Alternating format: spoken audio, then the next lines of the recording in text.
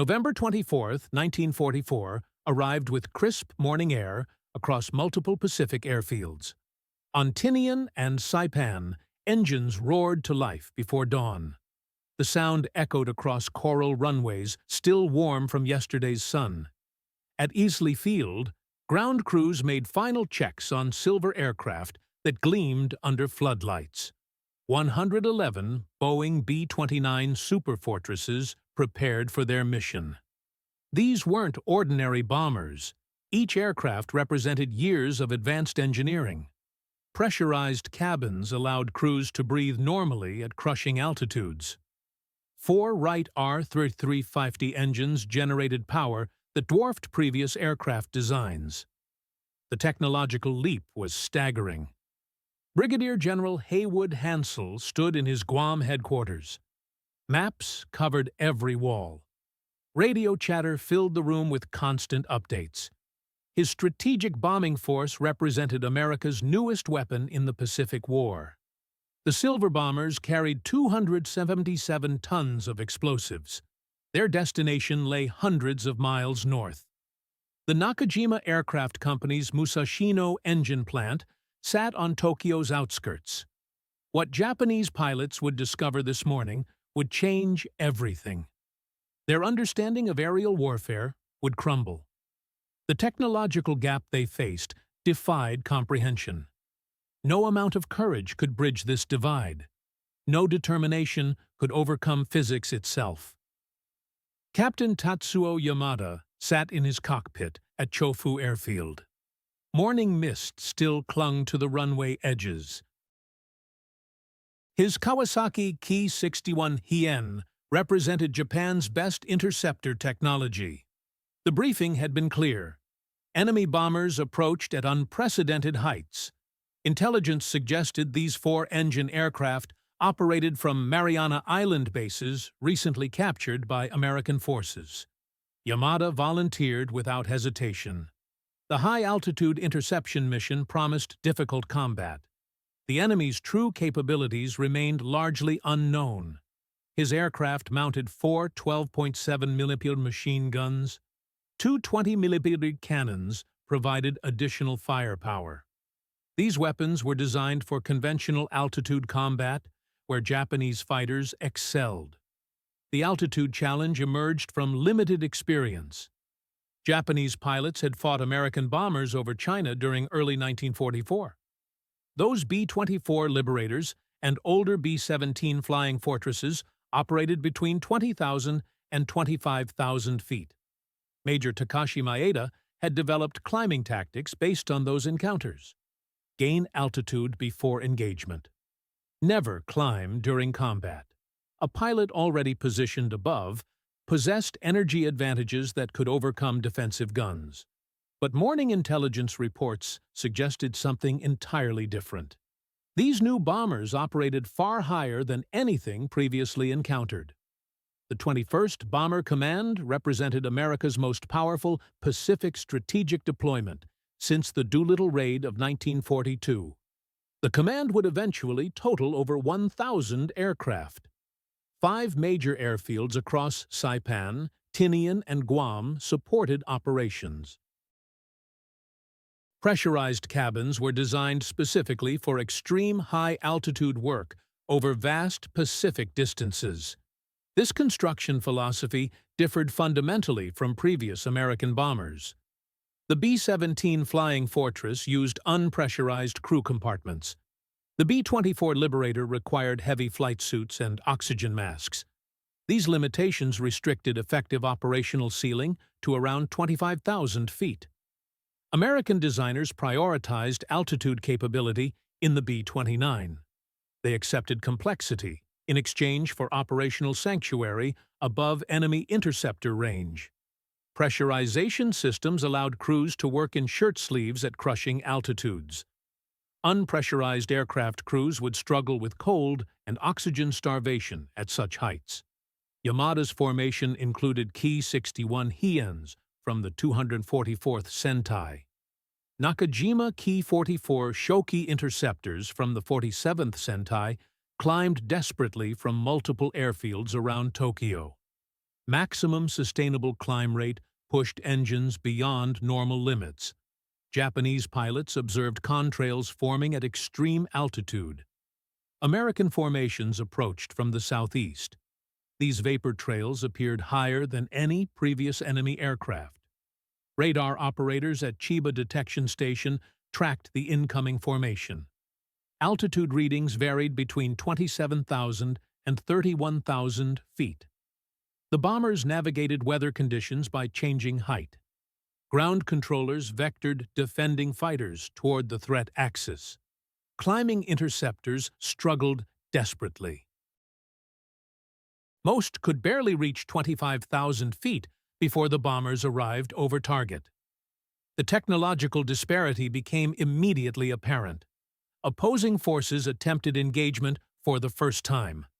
The results would shock both sides. Yamada flew an aircraft designed in 1941. Medium-altitude combat against Chinese and early Pacific War opposition had shaped its specifications. His Ki-61 weighed 7,650 pounds. The 1,175-horsepower Kawasaki EH-40 liquid-cooled engine provided 368 miles per hour maximum speed at 16,400 feet. Specifications claimed a service ceiling of 36,000 feet. Actual combat performance degraded severely above 28,000 feet. Engine power dropped dramatically in thin atmosphere. Control surfaces became increasingly sluggish. Self-sealing fuel tanks had been incorporated following combat experience. Pilot armor added weight that further reduced altitude performance. These modifications proved necessary for survival, but they came at a terrible cost in climbing ability. Ki-44 interceptors from the 47th Sentai attempted reaching the bomber formation. These fighters were specifically designed for high-altitude interception. Superior climb rates gave them advantages over other Japanese fighters, but they struggled desperately in the thin atmosphere above 28,000 feet. Engines overheated while producing fractions of their sea-level power. Pilots gasped through inadequate oxygen systems. These systems were designed for shorter engagements at lower altitudes. Most interceptors managed to reach 28,000 feet before stalling. They remained thousands of feet below many bombers. Those few fighters that achieved sufficient altitude lacked energy for sustained engagement. Control surfaces barely responded in rarefied air. Engines strained beyond design limits. Oil temperatures climbed into red zones. Manifold pressures fluctuated dangerously. The B-29s maintained formation integrity at their operational altitude. Crews worked comfortably in pressurized compartments.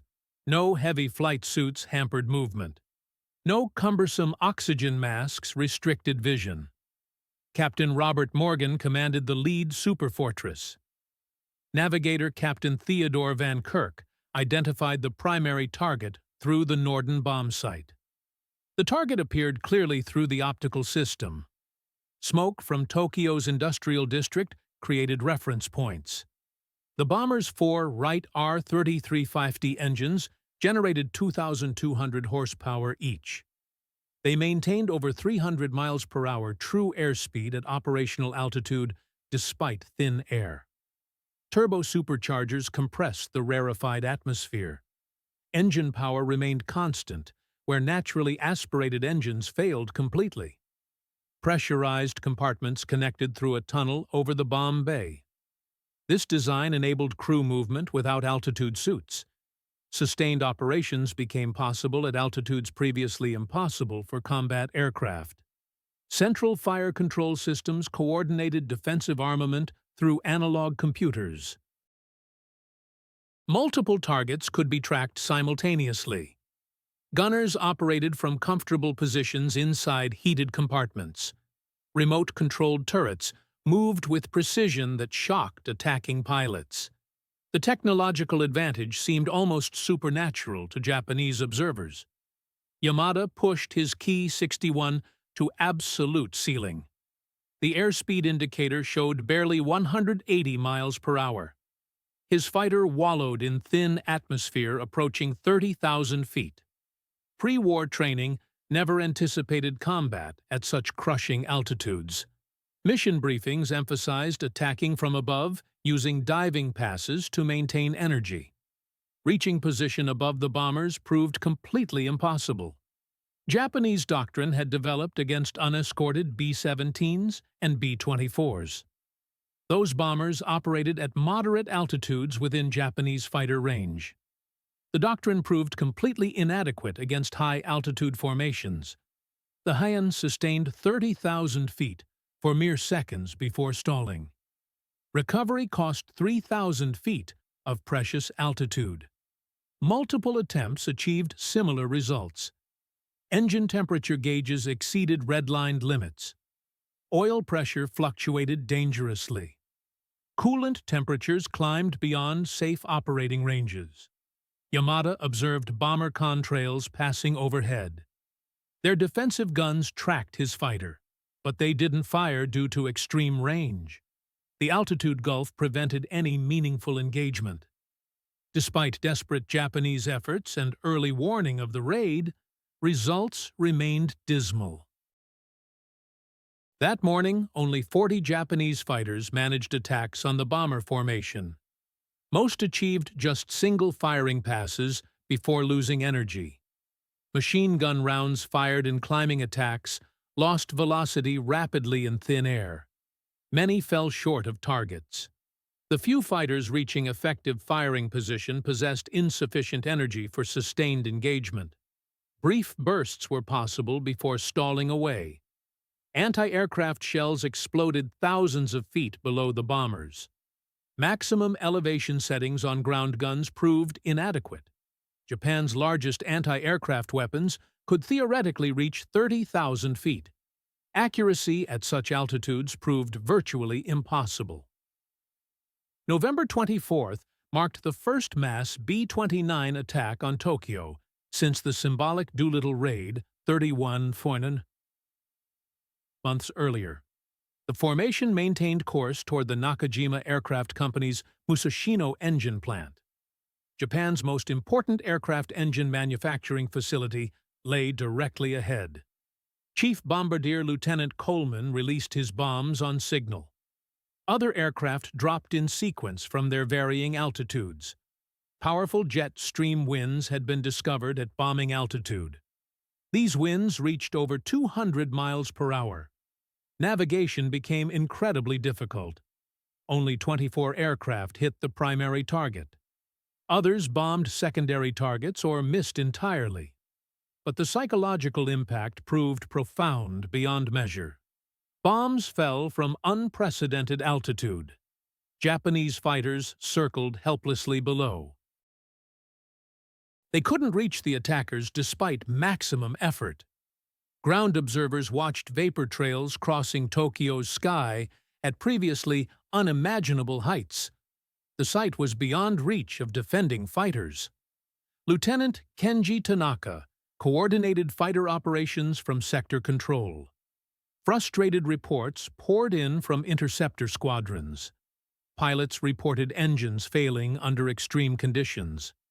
Controls became ineffective in thin air. Inability to sustain necessary altitude for interception became universal. The bombers proceeded through Japanese airspace, suffering minimal losses. Only one bomber fell to a ramming attack. A damaged fighter made a suicidal gesture of desperation.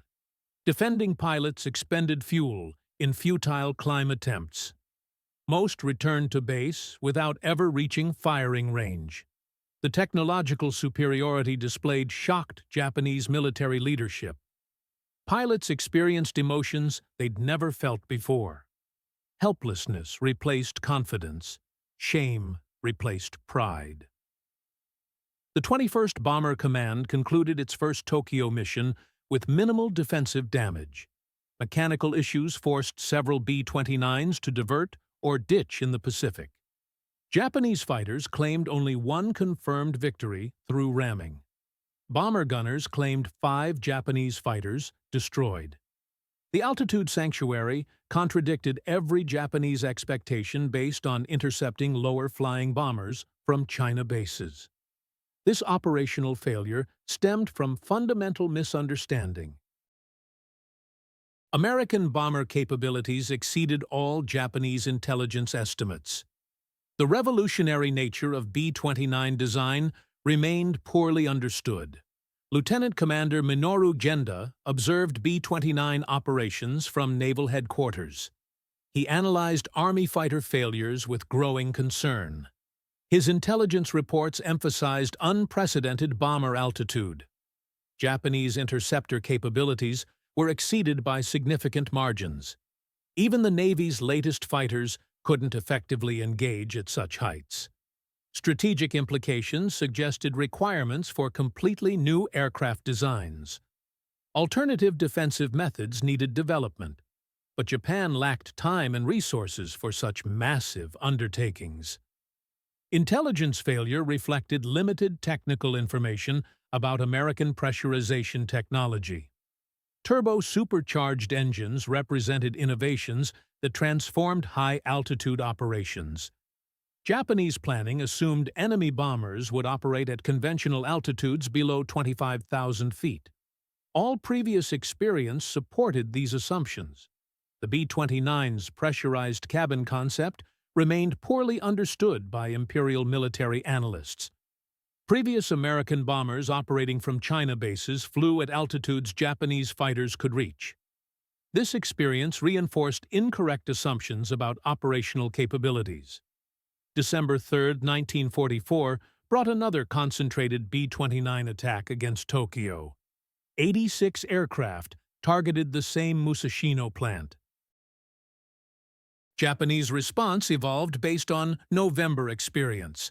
Captain Teruhiko Kobayashi of the elite 244th Sentai implemented new tactics. His fighters positioned at maximum altitude before bomber arrival. Energy advantage through diving attacks offered the only hope. Even starting from optimal positions, Ki-61s couldn't reach bomber altitude. The formation included specially modified interceptors. Reduced armor saved weight. Removed radios eliminated unnecessary equipment. Minimal ammunition loads further reduced aircraft weight. These stripped fighters achieved marginally better altitude performance, but they still fell short of effective engagement height. Weight reduction came at terrible cost in combat capability. Lieutenant Saburo Hayashi led a specialized ramming unit called the Shinshu Fukitai. The unit formed from volunteer pilots willing to sacrifice themselves. Aircraft stripped all unnecessary weight. Most armament was removed. Armor protection was eliminated. Only enough fuel for one-way missions remained. Maximum altitude became the sole priority. Modified Ki-61 fighters climbed toward approaching formations. Emergency boost settings were engaged. Certain engine damage was accepted. Manifold pressure exceeded manufacturer limits. Cylinder head temperatures approached failure points. Pilots pre-breathed pure oxygen for 30 minutes before takeoff. Inadequate oxygen systems still caused hypoxia symptoms during extreme altitude attempts. Most fighters stalled around 30,000 feet. They remained below effective engagement altitude despite desperate measures. Sergeant Masao Itagaki achieved 31,500 feet in his lightened Ki-61. He attempted a ramming attack against a straggling B-29. The bomber's defensive guns fired continuously. The fighter approached from below in a zoom climb. Multiple .50 caliber rounds struck the Ki-61.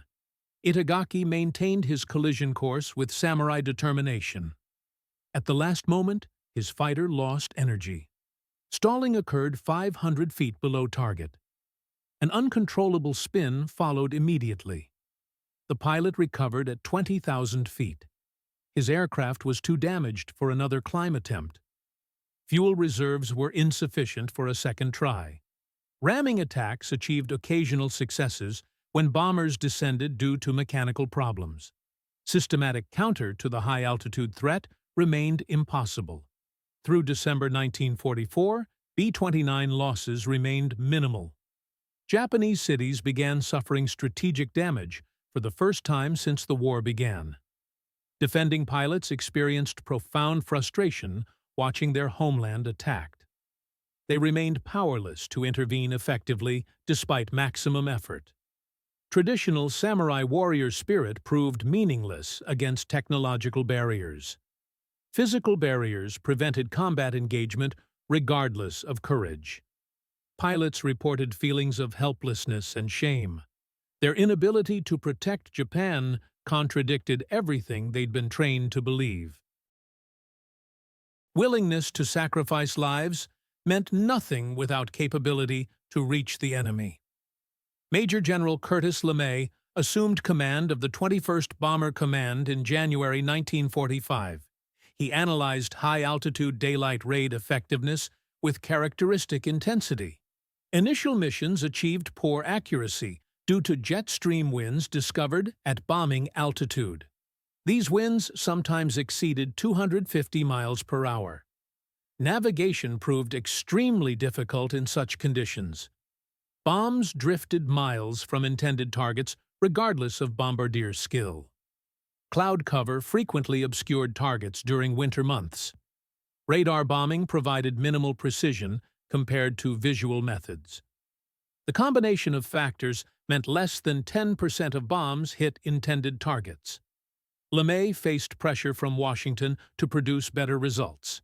After analyzing the tactical situation, he made a revolutionary decision. March 1945 would introduce low-altitude night incendiary attacks against urban areas. This decision transformed the air war over Japan completely.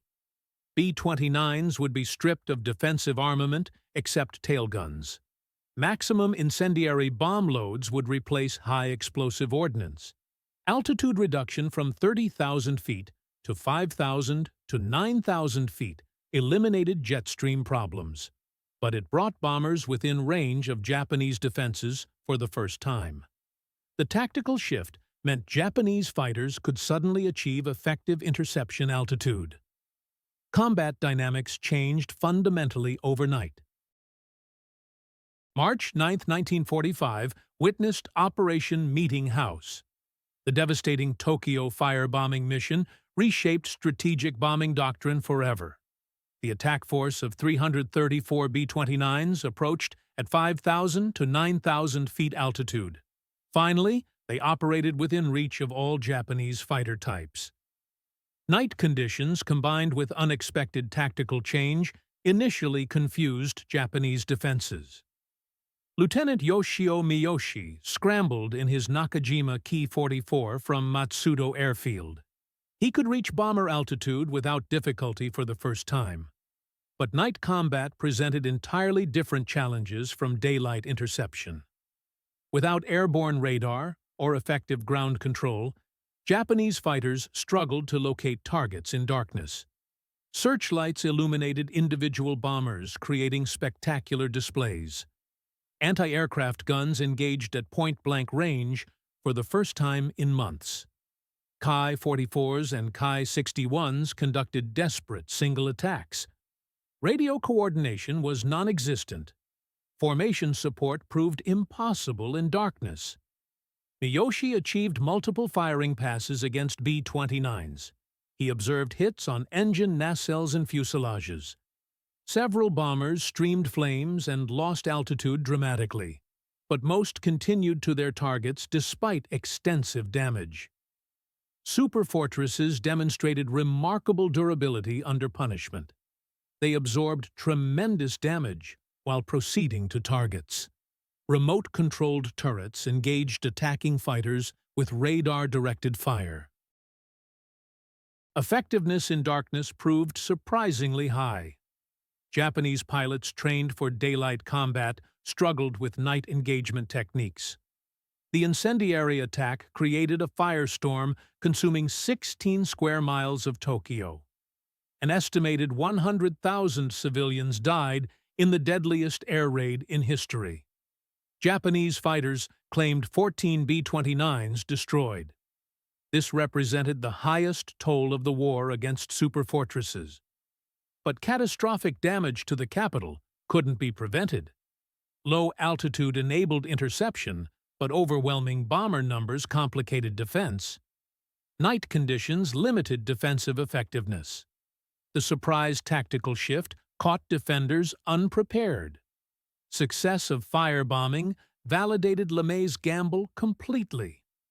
A pattern was established for subsequent raids against Japanese cities. The tactical shift invalidated Japanese high-altitude interceptor development programs. Resources devoted to high-altitude engine development became irrelevant overnight. Pressurization research programs were abandoned immediately. Imperial Navy Lieutenant Sadamu Komachi flew the new Mitsubishi J-2M Raiden interceptor during B-29 raids over Nagoya in early 1945. The Raiden's supercharged Kase engine enabled a 36,000-foot ceiling theoretically sufficient to engage B-29s.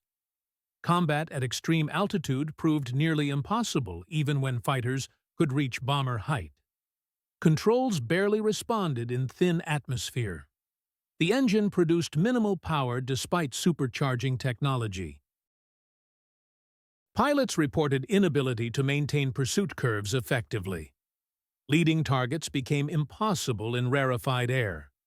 Even reaching bomber altitude, fighters lacked performance for effective engagement.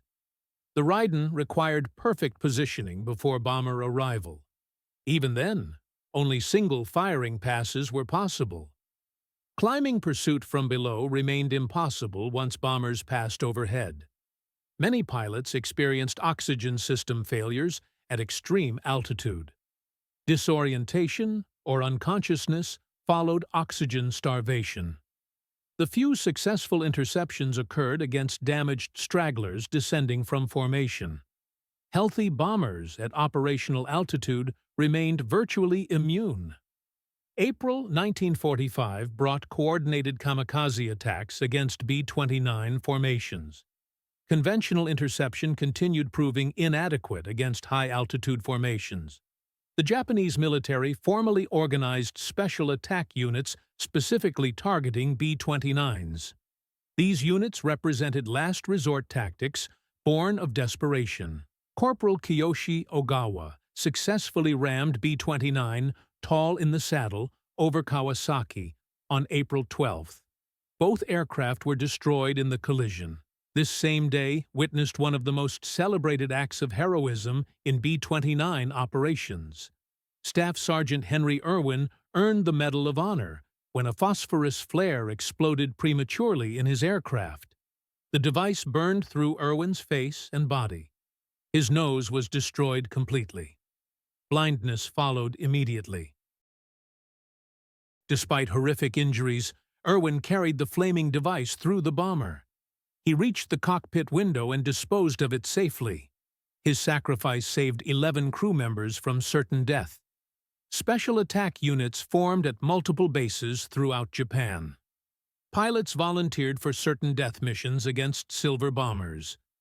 These ramming attacks achieved limited success.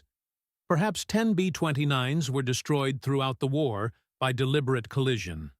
This represented a tiny percentage of the bomber force. Psychological impact on American crews exceeded tactical results. Knowing enemy pilots would deliberately ram aircraft created constant tension. Yet even successful ramming attacks couldn't significantly impact bombing campaign effectiveness. The central fire control system on B-29s proved remarkably effective against Japanese fighters. Computer-controlled turrets tracked multiple targets simultaneously. Gunners operated from pressurized compartments rather than exposed positions. Japanese pilots reported unprecedented defensive fire accuracy. The automated system maintained tracking even during evasive maneuvers. Remote control systems allowed continued operation despite battle damage to individual gun positions. Previous bombers became defenseless when gunner casualties occurred. This technological advantage compounded altitude sanctuary when bombers operated at maximum ceiling. April 1945 brought P-51 Mustang escorts from Iwo Jima bases. These long-range fighters established air superiority over Japan. Daylight B-29 operations became even safer with fighter escort. Japanese interceptors now faced aggressive escort fighters while attempting bomber engagement.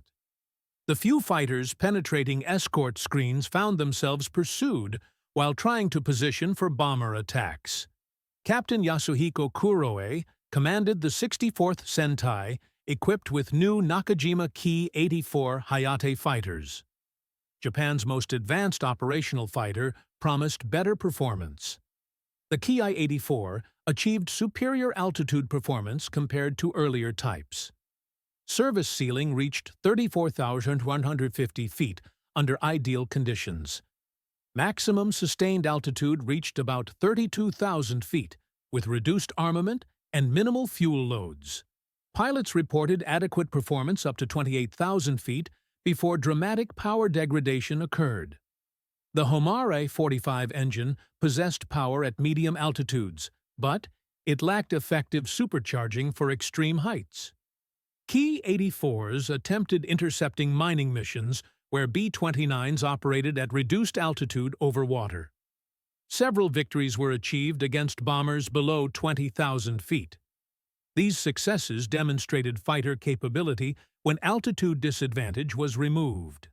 Higher altitude daylight missions remained largely immune from interception despite Ki-84 improvements.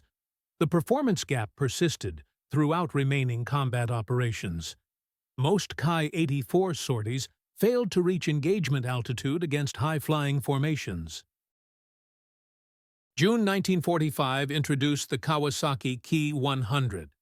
This fighter converted Ki-61 airframes with radial engines, replacing troublesome liquid-cooled power plants. Reliability improved dramatically with the modification, but altitude performance was reduced compared to inline engine versions. Ki-100s excelled against American fighters at medium altitude. They proved highly maneuverable and well-liked by pilots, but radial engines lacked high-altitude capability. Ceiling was limited to around 32,000 feet maximum. Pilots reported superior handling characteristics throughout the flight envelope, but insufficient altitude performance prevented effective B-29 interception. The Ki-100 represented Japan's best operational fighter, but it arrived too late and in insufficient numbers to affect the war's outcome.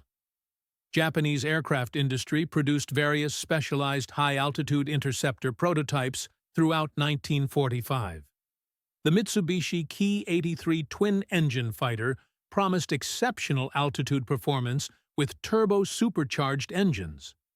The Kawasaki Ki-102 heavy fighter carried powerful armament specifically for bomber destruction. Development programs suffered from material shortages. High-grade aluminum became virtually unavailable. Special alloys needed for superchargers couldn't be obtained. Manufacturing difficulties prevented operational deployment before war's end. Most prototypes were destroyed in bombing raids against aircraft factories. B-29 attacks systematically destroyed aircraft factories and engine plants. Production capability was eliminated methodically. The Kawasaki Engine Works, producing He-40 engines for Ki-61 fighters, burned in January 1945. The technological gap widened as American improvements outpaced Japanese development efforts. Each month brought enhanced B-29 capabilities, while Japanese industry collapsed under bombing. Lieutenant Colonel Paul Tibbets led special training for atomic bomb delivery. B-29 altitude capability provided perfect sanctuary for nuclear weapons delivery. The Silver Plate B-29s stripped all defensive armament except tail guns. Even higher operational altitudes became possible with weight reduction. These modifications ensured nuclear delivery aircraft remained completely immune from interception. August 6, 1945, brought the ultimate demonstration of altitude sanctuary. Enola Gay approached Hiroshima at 31,600 feet altitude. Japanese fighters launched from nearby bases desperately. They couldn't reach the lone bomber's altitude despite perfect conditions. Lieutenant Matsuo Yasuzawa climbed desperately in his Kai-61. He struggled to reach the enemy aircraft approaching overhead. His fighter achieved 29,000 feet before stalling completely. He remained 2,600 feet below the bomber, despite maximum effort. Other interceptors fared no better results. Most failed to exceed 27,000 feet, despite perfect weather conditions providing ideal climbing atmosphere. The atomic explosion occurred while fighters circled helplessly below. They couldn't intervene or even identify the special nature of the weapon being delivered. Similar failure occurred August 9th when Bockscar delivered the second atomic weapon over Nagasaki. Japanese radar tracked the bomber throughout its approach, providing ample warning. Multiple fighter squadrons launched intercept attempts from surrounding airfields. None could reach the B-29's altitude of 28,000 feet. The technological gulf that began with conventional bombing reached its ultimate expression with nuclear weapons. Japanese fighters remained as helpless against atomic delivery as they had been against conventional formations. The altitude sanctuary established by B-29 operations proved absolute throughout the Pacific War. No Japanese fighter achieved consistent success against formations operating at design altitude. The technological gap couldn't be bridged by courage, determination, or tactical innovation.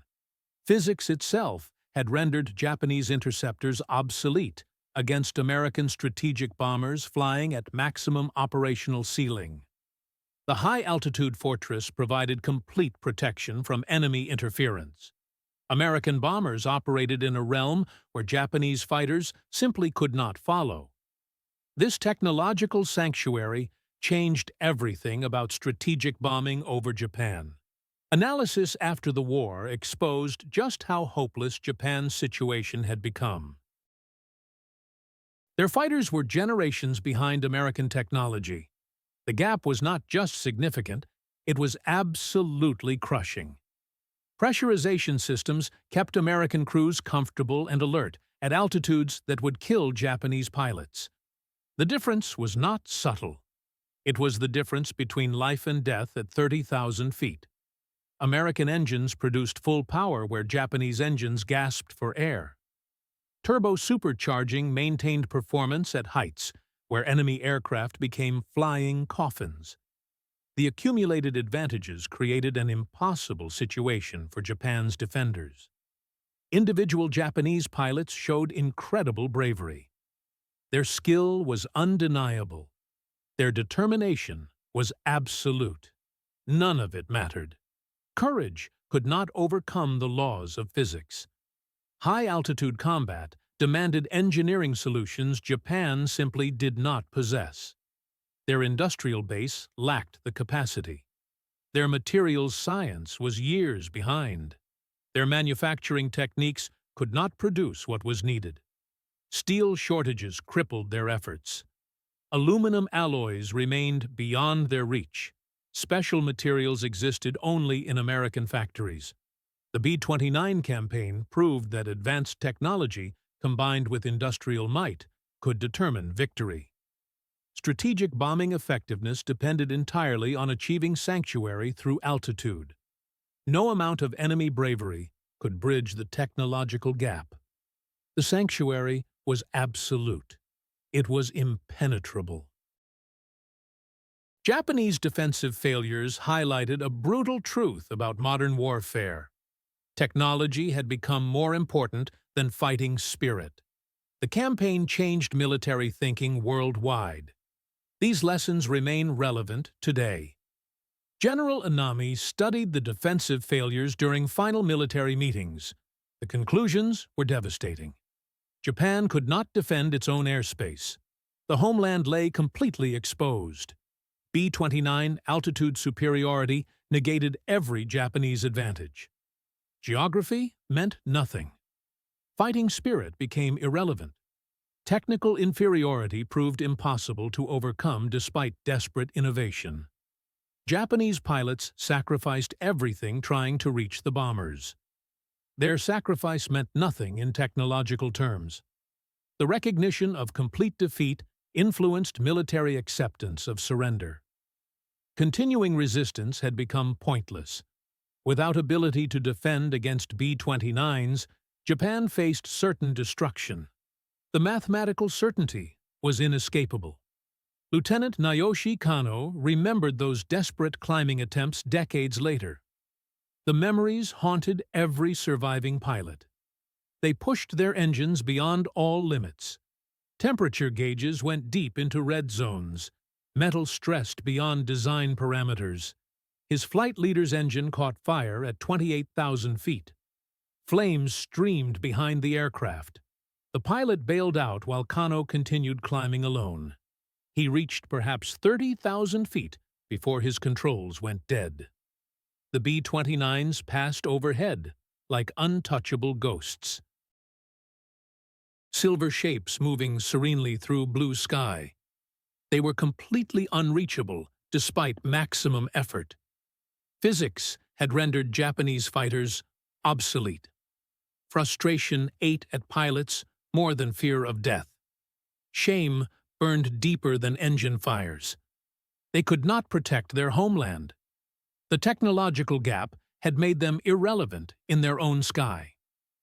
Technical Sergeant Robert Johnson watched Japanese fighters from his central fire control position. The view was clear through the pressurized windows. He could see tiny specks growing larger as they climbed. The struggle was visible from miles away. Enemy fighters climbed with painful slowness. Sometimes they got close enough to reveal details. Red circles on wings became visible. Individual pilot canopies could be seen. Then physics took over. The Japanese fighters would stall and fall away. They tumbled like dead leaves in autumn air. Their engines simply could not function at bomber altitude. The technological mismatch was absolutely complete. Some managed to fire their guns. Their bullets usually fell short by thousands of feet. Watching them try so desperately was almost heartbreaking. They had nothing but courage. Courage meant nothing against superior engineering. Strategic Air Command absorbed these lessons completely. B-29 operational experience became doctrine for Cold War nuclear delivery. High-altitude penetration became fundamental strategy against defended targets. The technology gap would only widen in coming years.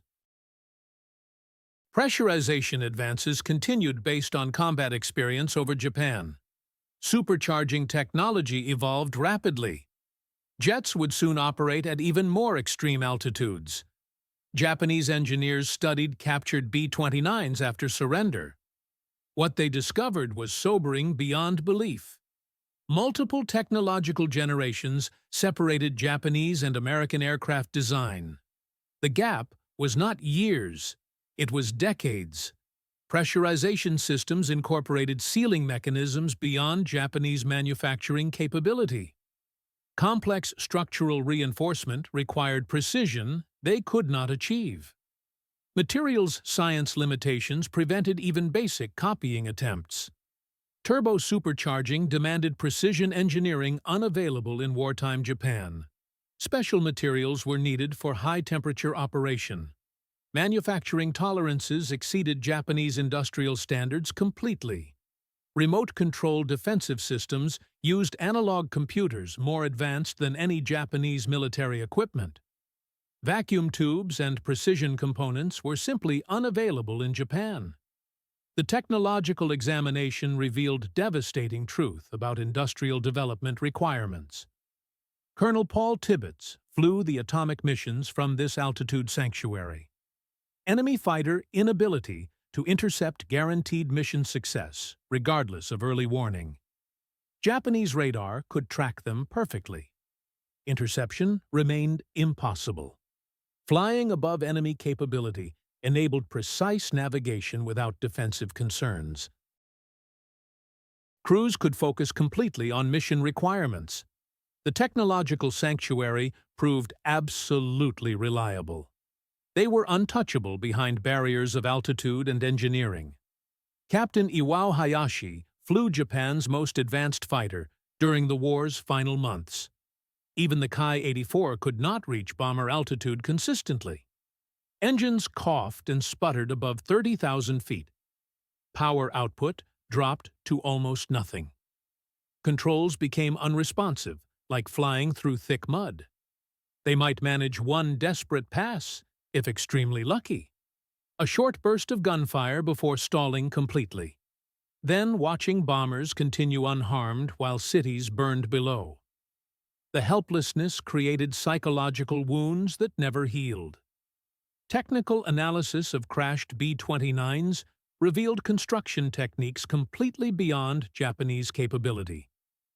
Pressurized compartment design used synthetic rubber compounds Japan could not produce. Structural reinforcement for pressurization required welding techniques unavailable in Japanese industry. Quality control standards exceeded anything Japan could achieve in wartime. Remote turret systems employed computing technology generations ahead of Japanese capabilities. Servo mechanisms for gun control demonstrated precision manufacturing impossible for Japanese industry. Even basic electrical components used materials superior to Japanese equivalents. The technology gap was visible in every component and system.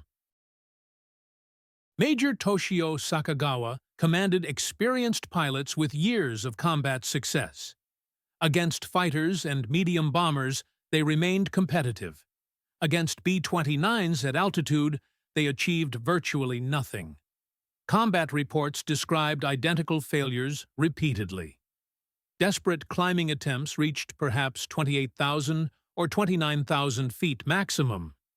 Engines failed consistently at extreme altitude. Controls became completely ineffective. Bombers passed overhead untouchable. The technological defeat was absolute and humiliating. Lieutenant Marcus McDilder observed Japanese fighter attempts during bombing runs over Osaka. The determination was incredible to witness. Fighters would climb toward them for 15 or 20 minutes. Tiny specks growing larger with painful slowness. Some attempted zoom climbs, trading all their speed for altitude. They would fire a few rounds, usually falling short by thousands of feet. Then stall and spin away helplessly. American gunners rarely needed to fire defensive weapons. Altitude provided better protection than armor or firepower. The fight was completely one-sided. Technology determined everything while courage counted for nothing. Physics had made traditional aerial combat obsolete. Japanese military intelligence received reports from Germany about high-altitude bomber interceptions. Even superior German technology struggled against bombers above 25,000 feet. Mi-262 jet fighters achieved limited success through speed and altitude advantages Japan could not match. Japanese industry could not develop equivalent technology before war's end. Resource limitations made development impossible. Strategic bombing damage crippled industrial capacity further. The technological gap proved impossible to bridge. Colonel John Montgomery led bombardment group missions from Tinian. He watched Japanese defensive tactics evolve throughout the campaign. Initially, they attempted mass interceptions, sending everything airworthy. By spring 1945, they had largely abandoned daylight high-altitude attempts. They concentrated on night raids when bombers came in low. Smart adaptation, but far too late to matter. The altitude advantage enjoyed for most of the campaign enabled systematic destruction of Japanese industry. Opposition was minimal at operational altitudes. Captain Hiroshi Fujiwara documented chronic problems with Japanese high-altitude operations. Engine failures increased exponentially during maximum altitude attempts. Engines overheated within minutes at full throttle above 25,000 feet. Oil pressure dropped dangerously low. Coolant boiled despite radiator modifications. Oxygen system malfunctions caused numerous pilot casualties. Men passed out at altitude. Some never recovered consciousness. The human cost was staggering. Frostbite became common as pilots removed gloves to manipulate frozen controls. Cumulative mechanical failures made sustained operations impossible. Pilot determination could not overcome systematic equipment failure. Staff Sergeant James Pearson monitored pressurization systems during combat missions. Cabin altitude remained comfortable at equivalent of 8,000 feet, while cruising above 30,000. Crews worked in shirt sleeves, moving freely between stations. Japanese pilots struggled with frozen controls and inadequate oxygen. Engines barely functioned at operational altitude. The technological mismatch was beyond unfair. It was barely recognizable as combat. Corporal Shigeo Yamamoto tracked B-29 formations on radar equipment. Japanese radar could follow them from hundreds of miles away. Early warning was perfect. Warning meant absolutely nothing when interceptors could not reach bombing altitude. He would vector fighters toward intercept points, knowing they would fail. Pilots reported maximum altitude achieved usually 27,000 or 28,000 feet. Then watched bombers pass overhead at 31,000 feet untouchable. The frustration in their voices was heartbreaking. They possessed the will but lacked the means completely. Final Japanese military assessments acknowledged total failure defending against high-altitude operations. Geographic advantages meant nothing. Warrior spirit became irrelevant. Early warning capabilities were useless. Industrial limitations made matching American technology impossible during wartime. Recognition of technological defeat influenced military support for surrender negotiations. Continuing resistance could not prevent destruction from the air. Lieutenant Kunio Shigetanaka flew the final interception sortie on August 14, 1945. His Kai-100 fighter achieved 28,000 feet before engine power loss forced descent, typical of hundreds of failed interceptions throughout the campaign. The reconnaissance B-29 proceeded unmolested at 35,000 feet. It documented atomic bomb damage for American intelligence purposes. The mission symbolized continuing inability to counter strategic aviation superiority, even in war's final hours. Sergeant William Abel monitored Japanese fighter control frequencies during missions. American crews could hear ground controllers vectoring fighters toward intercept courses. Altitude and heading information was transmitted clearly. Then, pilots would report inability to climb higher. Engines were overheating consistently. Power loss was inevitable above design altitude. Sometimes anger came through the radio transmissions. Sometimes resignation was audible.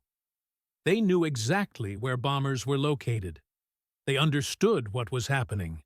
They simply could not stop it. Technology determined everything in modern aerial warfare. The Strategic Bombing Survey analyzed Japanese fighter effectiveness extensively. High-altitude daylight raids suffered minimal losses to fighter interception throughout the entire campaign. Approximately 50 B-29s were lost to fighters from over 30,000 individual sorties. Loss rate was less than 0.2%. Japanese fighters proved effective only when bombers operated at reduced altitude due to mechanical problems. Statistics validated altitude sanctuary effectiveness completely. Commander Masatake Okumiya evaluated defense failures in post-war analysis. B-29 altitude capability exceeded intelligence estimates by at least 5,000 feet. Japanese planning assumed maximum operating altitudes around 26,000 feet, based on earlier bomber performance. When they routinely operated above 30,000 feet, the entire defensive strategy collapsed instantly. Japan lacked time, resources, and technology to develop effective countermeasures. The revelation came too late to matter. Colonel Robert Robbins described psychological advantages of altitude sanctuary. Knowing enemy fighters could not reach them changed everything about mission execution. Crews flew straight and level to targets. No evasive maneuvering was needed. Bombardiers had stable platforms for accurate sighting. Crews remained calm, knowing main threats came from mechanical problems, not enemy action.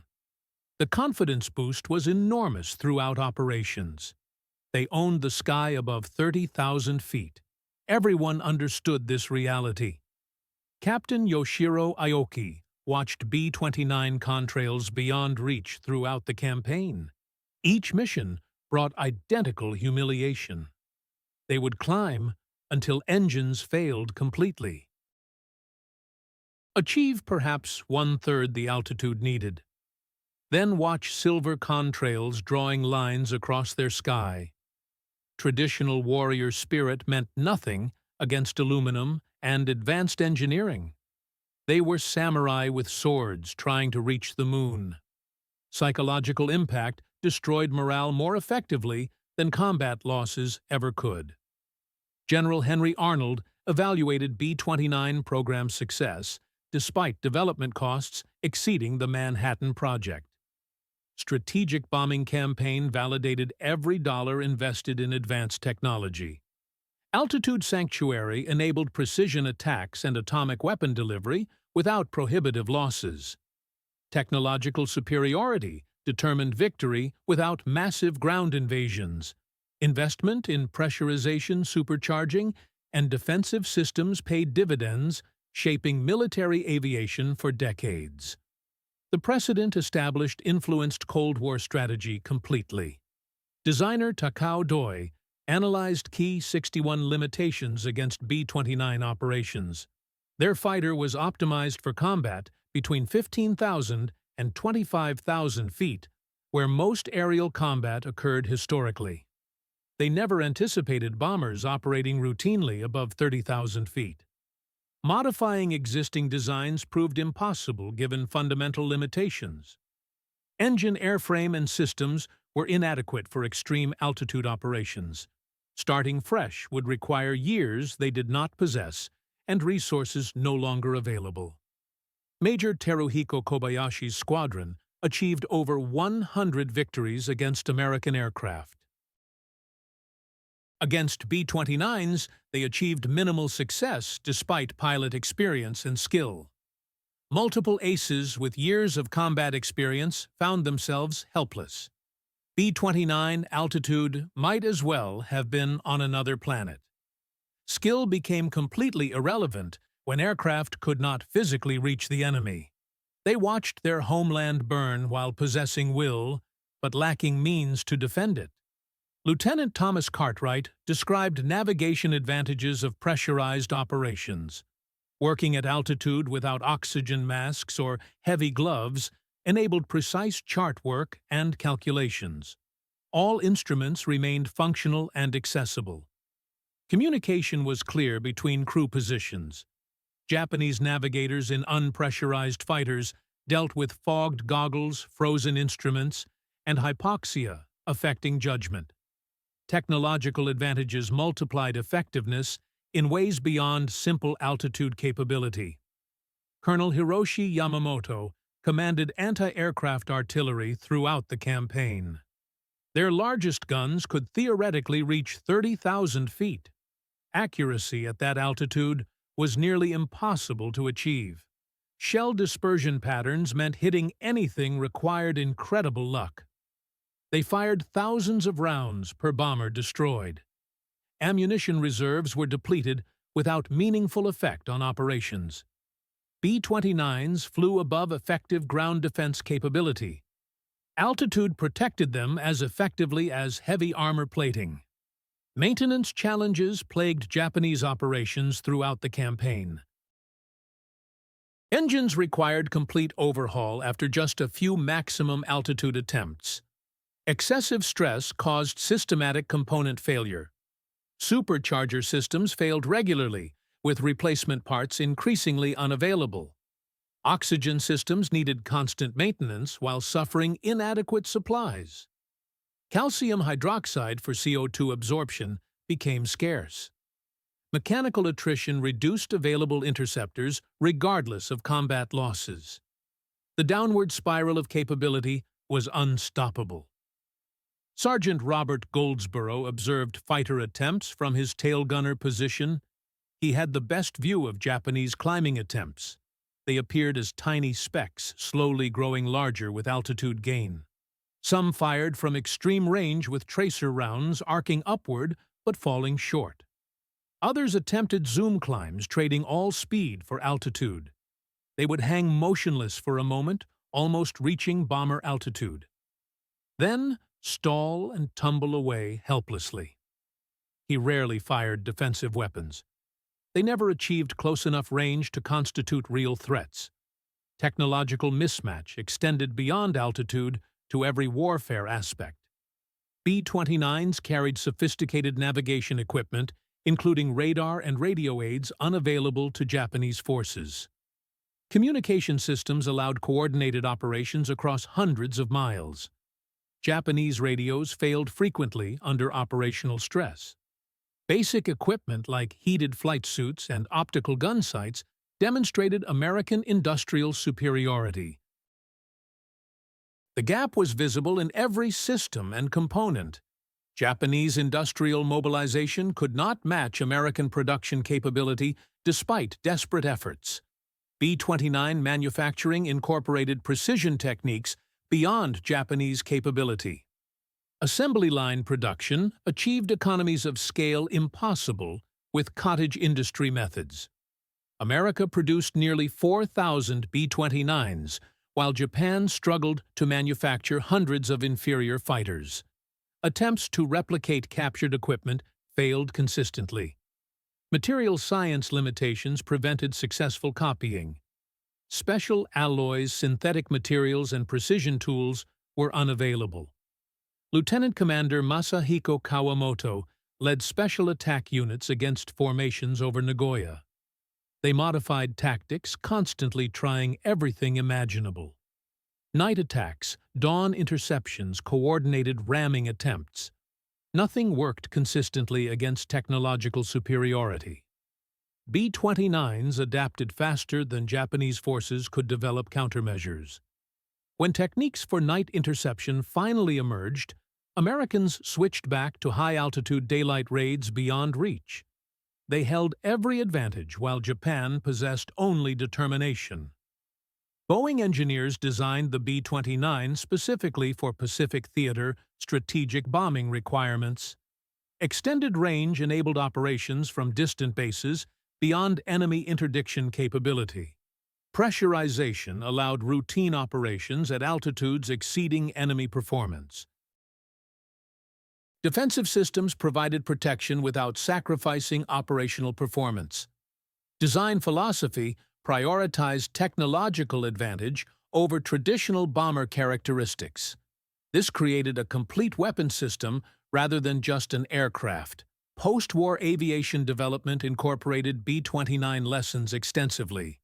Pressurization became standard for commercial aviation, adapted directly from military technology.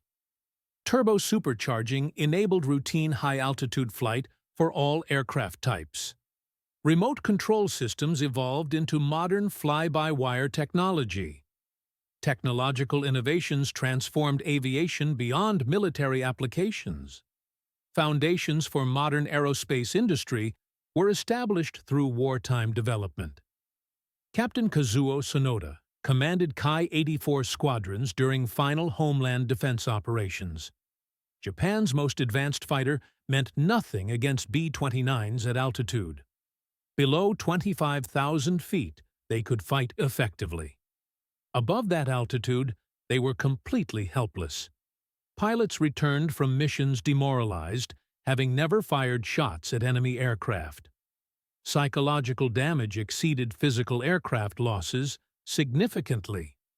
They knew they were beaten technologically.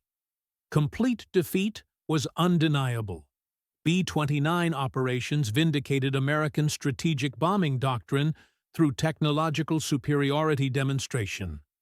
Altitude sanctuary enabled systematic destruction of Japanese military-industrial capacity without prohibitive losses. Strategic effects achieved decision without invasion. Atomic weapon delivery succeeded due to immunity from interception at operational altitude. The campaign proved decisive air power application through technological advantage rather than numerical superiority. Precedent for Cold War deterrence strategy was established. Japanese military leadership recognized technological defeat implications for continuing warfare. Inability to defend against B-29s demonstrated broader technological inferiority across all military capabilities. Industrial capacity could not match American production while suffering continuous strategic bombing damage. Cumulative recognition influenced Emperor Hirohito's decision, accepting unconditional surrender terms. Without means to prevent aerial destruction of Japan, continued resistance became pointless sacrifice. The logic was inescapable. Master Sergeant Frank Morrison maintained aircraft systems throughout the Pacific Campaign. Pressurization equipment was complex, but reliable when properly maintained. Turbo superchargers required careful attention, but provided power at altitudes where Japanese engines failed completely. Every system represented years of engineering development and industrial capability Japan simply did not possess. Victory came through technology, and industrial might not courage alone. The disparity was overwhelming in every measurable category. Lieutenant Jiro Tanaka survived multiple unsuccessful interception attempts. Each mission demanded maximum physical effort, fighting altitude effects. Breathing became difficult even with oxygen supplementation. Hands went numb from extreme cold. Eyes watered continuously from dry air and temperature. Watching bombers proceed unopposed while cities burned below created psychological trauma beyond normal combat stress. They felt they had failed ancestors' emperor and people through technological inability rather than lack of effort. American industrial mobilization produced quantities and qualities beyond Japanese comprehension. B-29 program alone cost more than Japan's entire military aviation budget for the war. Mass production achieved economies of scale impossible for Japanese manufacturing methods. Precision tools and quality control ensured consistent performance unavailable from Japanese industry. Industrial asymmetry compounded technological advantages throughout the strategic bombing campaign. The disparity was systematic and insurmountable. General Curtis LeMay's tactical innovations maximized B-29 advantages against Japanese defenses. Low-altitude night raids negated altitude advantage, but exploited other technological superiorities. Radar bombing, incendiary weapons, and mass formations overwhelmed Japanese capabilities regardless of altitude. Flexibility to change tactics while maintaining technological superiority proved decisive. Japanese adaptation could not overcome fundamental disadvantages in equipment and industrial capacity. Technological superiority enabled tactical flexibility unavailable to Japanese forces. The B-29 campaign transformed understanding of strategic air power application permanently. Technology enabled effects previously requiring massive ground forces and prolonged campaigns. Industrial capacity became as important as military strategy in modern warfare. Precedents established influenced military planning through the Cold War and beyond. Nuclear deterrent strategies built directly on B-29 operational experience over Japan. The lessons learned shaped decades of strategic thinking. This examination of Japanese fighter operations against B-29 raids reveals technology's absolutely decisive role in modern warfare. Despite extraordinary courage, tactical innovation, and desperate sacrifice, Japanese pilots could not overcome fundamental technological limitations. The altitude sanctuary provided by pressurization and turbo-supercharging created insurmountable advantages. Combined with American industrial capacity for mass production of complex weapon systems, the technological gap proved impossible to bridge. B-29 operational superiority over Japan vindicated American investment in advanced aviation technology. It demonstrated conclusively that technological advantage could prove more decisive than traditional military virtues. The campaign's outcome was determined in American factories and engineering offices as much as in skies over Japan. These precedents shaped military aviation development for generations. Technology had become the ultimate arbiter of victory in modern warfare.